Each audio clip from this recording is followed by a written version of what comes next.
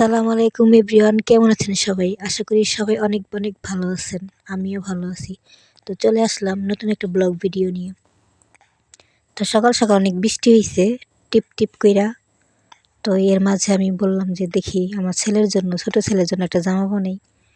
তো গরমের জন্য মেগি হাতা জামাটা বানাইলাম। বানানো শেষ।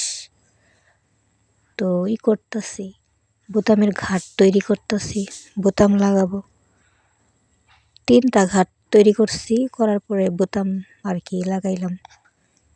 এখন যে কি ভাদ্র মাসের সময়, তো একটু বাদে বাদে বৃষ্টি হয়। বৃষ্টি হইলে পরে করা লাগে আর কি, দৌড়ায় দৌড়া খড়ি খের সব সব উঠার লাগে। ওই দেখেন আমি দেখাইতেছি কয়টা বোতামের ঘাট করলাম। এই কি আর কি, জামাটা আর কি ভালোই হয়েছে গরমের জন্য। ছোট বাচ্চাদের আরামদায়ক জামা, মেগি হাতা জামা ওইরা অনেক আর কি আরাম পাইব।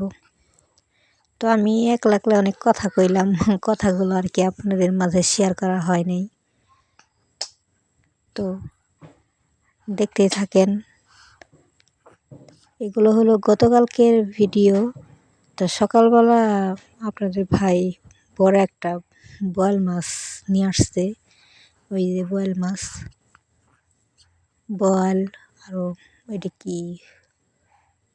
কি জানি মাছ করে বলে, চিনি না আমি, শৌল মাছ না কি জানি।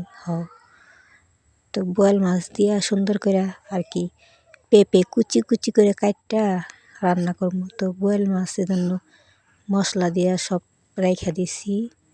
দেওয়ার পরে মাছগুলো কষাবো।